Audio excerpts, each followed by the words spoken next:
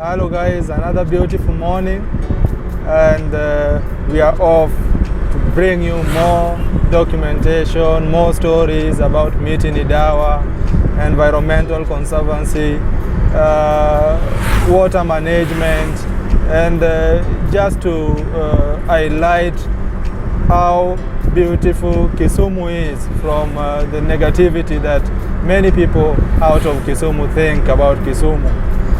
This is One Vibe TV, Miti Ni Dawa.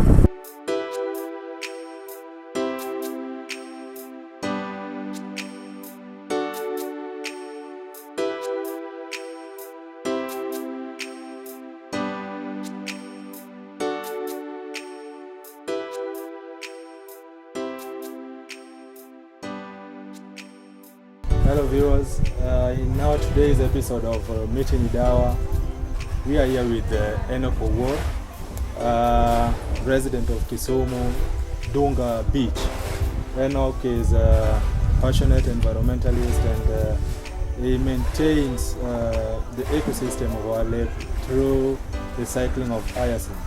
Thank you. My name is Awach, the plant supervisor of the Dunga Beach plant.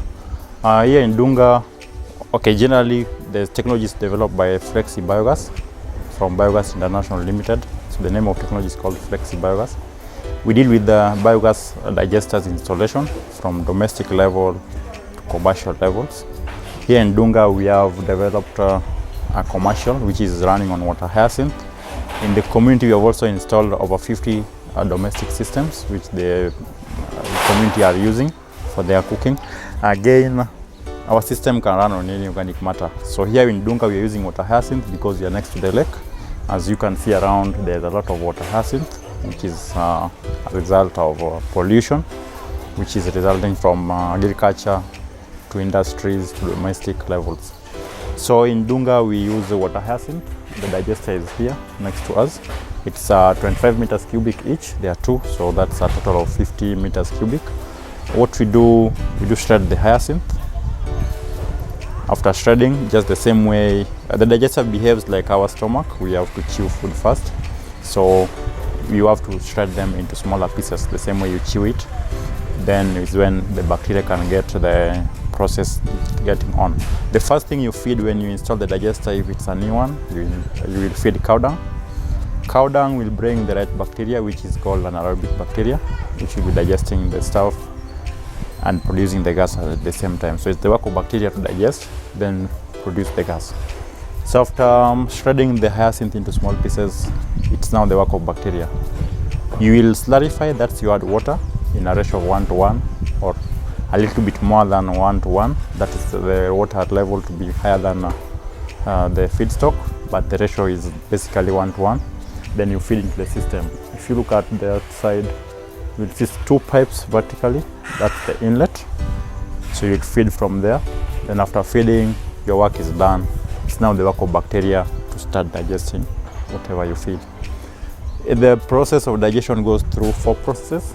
The first one is called hydrolysis.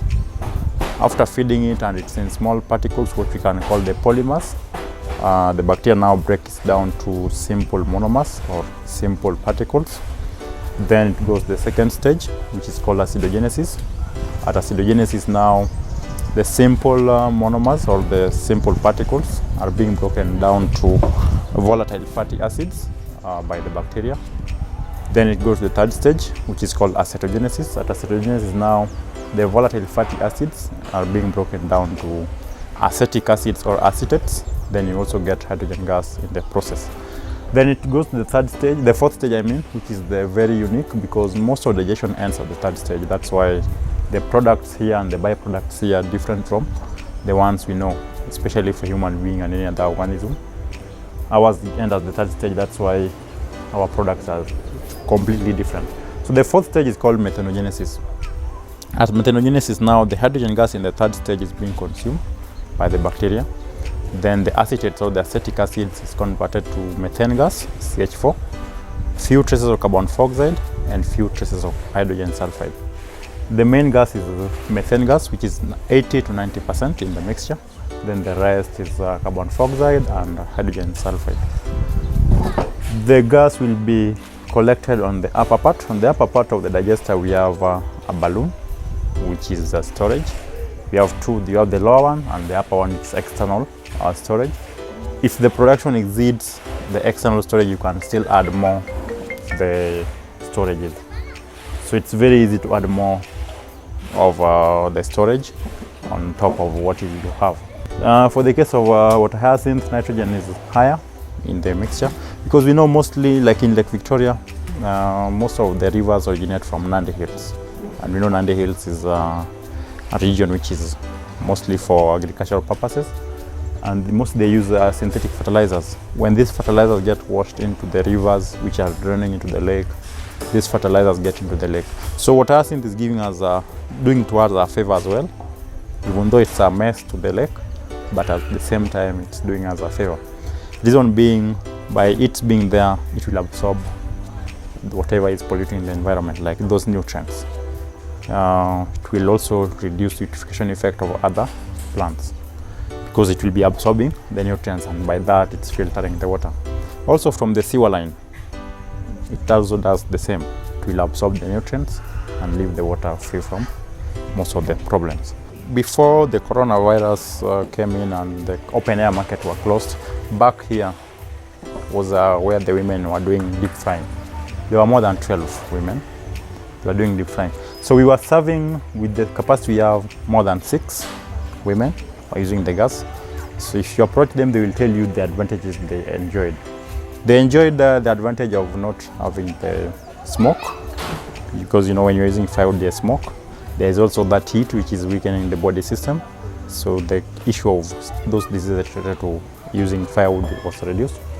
It's also effective and efficient because you only need to go and check your fish. Is it time to turn it? Is it time now to take it out and take another one? So you can as well be doing your sales next to your cooking point without going to push the firewood in. So it's giving you time to do other things at the same time doing another one next.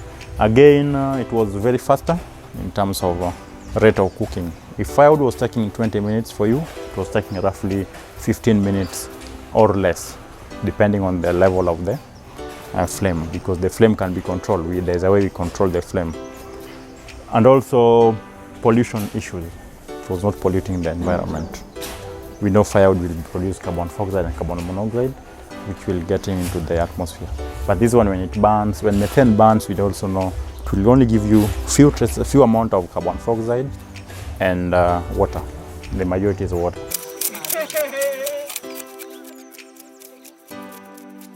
Also to the lake, like I said, we can use any organic matter. The fish offals, which with these women, like now, they're taking them nowhere. So I'm very sure they're throwing it to the lake. That's pollution, because when you throw in the lake, there's some microorganisms which will be developing there, and that's pollution already. So we used to collect those fish offals and feed into the system. We used to collect food remains from the hotels, which I'm sure they are now throwing into the lake. This is Africa, we don't have to add anything. They're now throwing it to the lake. That's also promoting those microorganisms. We used to collect all those and feed into the system. We used to collect fish offals from the hotels and the women around. We used to collect food remains and also those grocery kind of stuff around the area. The only thing which was remaining, which we are almost venturing to controlling, is plastics and the likes. So we have a way of controlling plastic as well. There's some you can't recycle. The ones you can't recycle, we'll shred them or crush them into powder, mix with the other elements like glass also, which you can't recycle, and clay and other components, and make brick for building purposes. The ones which can be recycled, you'll take to recycling. So you'll end up, our technology will ensure that there is nothing like landfill around. To the lake, by doing away with the water hyacinth, you are keeping it free. Like I said, there's a lot of evapotranspiration from the hyacinth. When that roots of the hyacinth starts to rot, it also goes. So those are the benefits we can say we are giving to the lake. There's a lot which can be done. There's a lot of arts, a lot of things to be studied, from the biogas production to arts of making other artifacts like buckets, ropes, because the water hyacinth can be used for many purposes. The same hyacinth can be used to make fodder, or you can also make it make manure from it directly. So there's a lot which can be learned. Even the pepper, you can use it to make pepper. So the youths are invited. It's just making sure that you are serious about it, because some people will come, they think it's a joyriding. No, when you want to get knowledge, you have to be passionate about it and ready to learn. So we can share with them. It's only the platform we don't have, but if we can get the platform, we can share with them, because I know all these people. Those are doing buckets, I know them. Those are doing pepper, those are doing manure, those are doing fodder also can be found. So it's very easy to get them and bring them on board. Then we share the knowledge, then they get going. At the same time, when you are getting the knowledge, it's not a matter of earning at the same time. You get knowledge first, then you utilize it to make what you want.